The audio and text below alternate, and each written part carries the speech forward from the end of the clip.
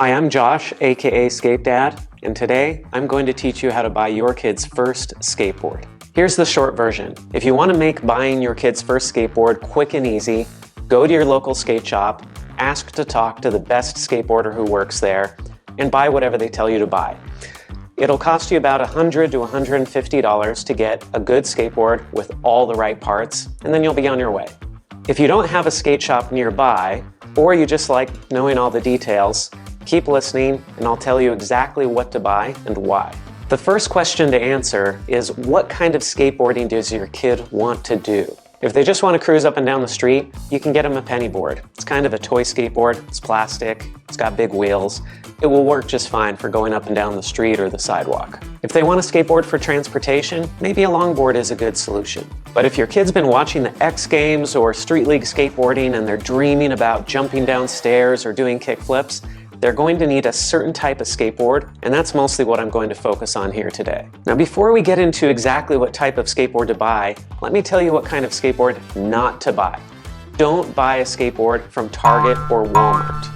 The skateboards you buy from big box retailers are toys. They're junk, they're trash, they break quickly. It broke from a flick. Maybe that was from the pop. Oh. You might think because a Walmart or a Target sells a skateboard that has Tony Hawk or Jagger Eaton's name on it that it's a real skateboard, it's the type of skateboard those professionals are using, but it's not.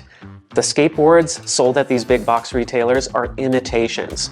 A professional would never skate one of these because it wouldn't be safe for them. What about Amazon? You can get a good skateboard on Amazon, but there's a lot of junk there too. If you're new to the world of skateboarding, it can be hard to know what's good and what's bad. That's why the best option is going to your local skate shop where you can talk to a real skateboarder who knows exactly what your kid needs.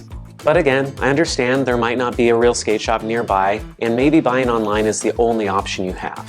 Whether you buy from a shop or you're buying online, I'm going to go through each of the parts of a skateboard so that you know exactly what you need to buy, and I'm going to talk about the brands that you can trust to be high quality and work for your kid.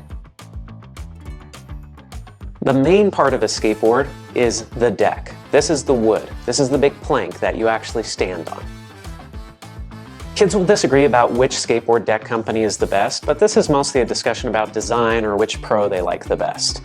All the skateboards are made in the same small number of factories, and so no matter what company you buy from, you're kind of getting the same thing. Some decks are a little bit heavier, some are a little bit lighter, some have different shapes, and over time your kid's going to develop a preference, but as long as you're getting a real pro deck, you kind of can't go wrong. So that you know exactly which brands you can trust, I've put a list of all the reputable, high-quality skateboard brands in the description of the video. Now, there's one issue you might run into if your kid is young or small, which is that skateboard decks are made for fully grown adults. They're big. Some companies make a mini version of their skateboards, but these are mostly just shaved down from the big ones. There's one company out there called Sandlot Times. They make a deck that is designed and made specifically for smaller skateboarders. We designed and spent a lot of time to get this thing dialed in and perfect and made for kids. And instead of calling it a mini, we're calling it the smalls.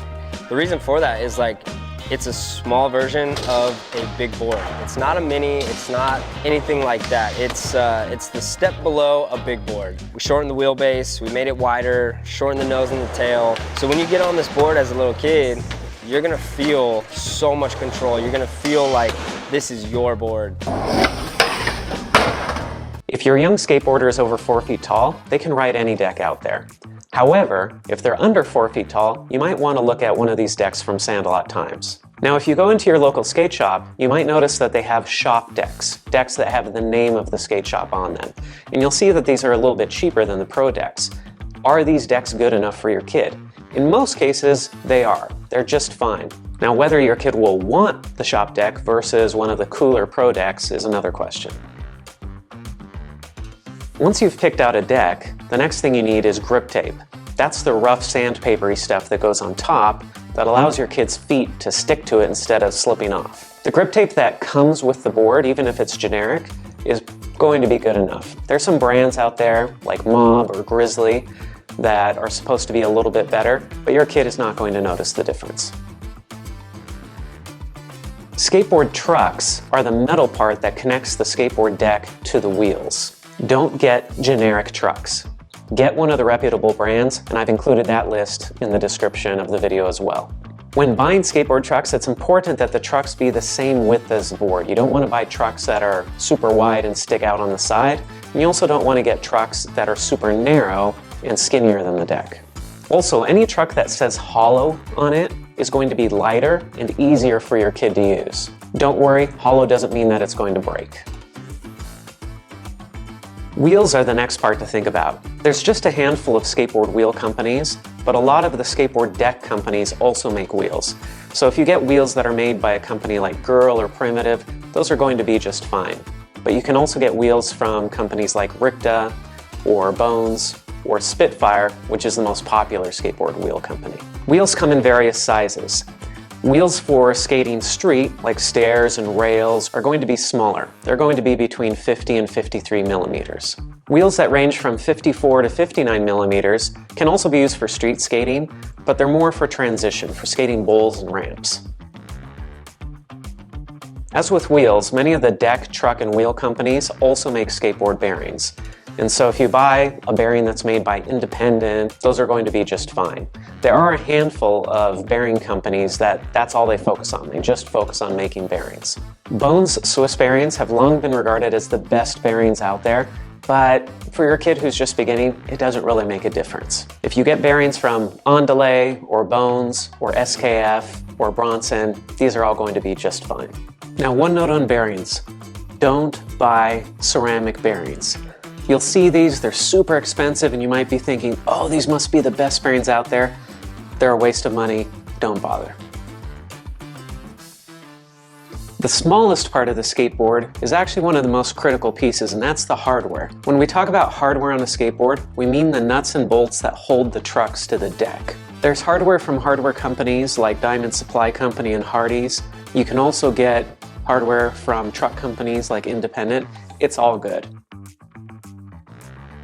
When your kid is just getting started skateboarding, you probably don't want to spend a lot of money on accessories, but there are two that I highly recommend. One is the Independent Genuine Parts Best Skate Tool. This tool will allow your young skateboarder to fix everything on the skateboard with just one tool. That way they don't have to raid your toolbox and you end up with tools missing and all that. This tool is available on Amazon or at your local skate shop, and there are two great things this skate tool has that most other skate tools don't.